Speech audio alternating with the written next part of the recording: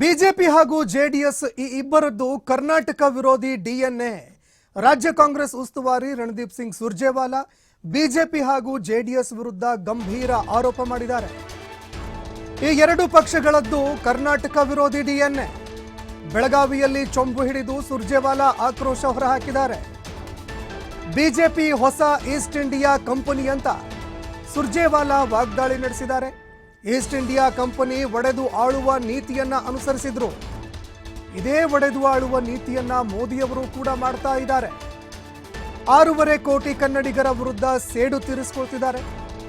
ಬಿಜೆಪಿಯನ್ನ ಸೋಲಿಸಿದ್ದಕ್ಕೆ ಈ ರೀತಿಯಾಗಿ ಮಾಡ್ತಾ ಇದ್ದಾರೆ ಅಂತ ವಾಗ್ದಾಳಿ ನಡೆಸಿದ್ದಾರೆ. ವಿಧಾನಸಭೆ ಚುನಾವಣೆಯಲ್ಲಿ ರಾಜ್ಯದ ಜನ ಬಿಜೆಪಿಗೆ ಸೋಲುಣಿಸಿದ್ರು. ಇದೇ ಕಾರಣಕ್ಕೆ ಈ ರೀತಿಯಾಗಿ ಮಾಡ್ತಾ ಇದ್ದಾರೆ ಅಂತ ರಣದೀಪ್ ಸಿಂಗ್ ಸುರ್ಜೇವಾಲಾ ಗಂಭೀರ ಆರೋಪ ಮಾಡಿದ್ದಾರೆ.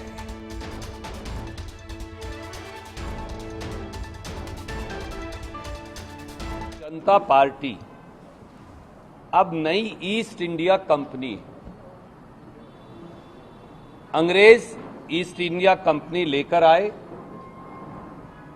और हिंदुस्तान को डिवाइड एंड रूल के सिद्धांत पर बांट दिया. सारे हिंदुस्तान को एक दूसरे से लड़वाया, हिंदुस्तान के टुकड़े किए, हिंदुस्तान में भाई भाई को लड़वाया.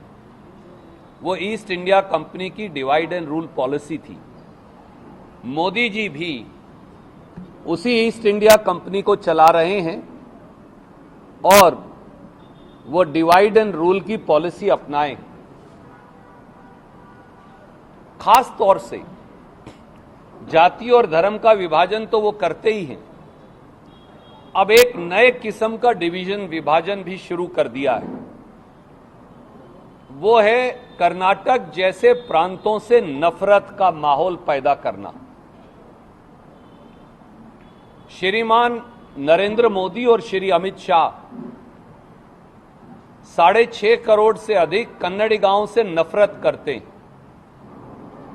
श्रीमान नरेंद्र मोदी और अमित शाह और मोदी सरकार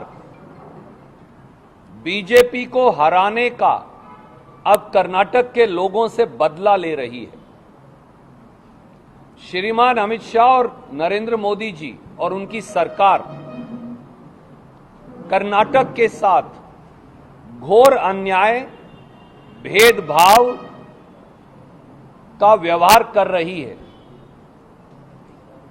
भारतीय जनता पार्टी की दिल्ली की सरकार कर्नाटक के लोगों को उनका हक उनसे छीनकर कर्नाटक के लोगों से प्रतिशोध की आग में धधक रही है,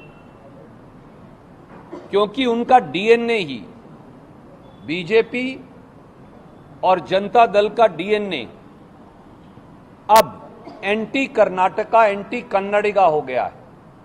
भारतीय जनता पार्टी अब नई ईस्ट इंडिया कंपनी,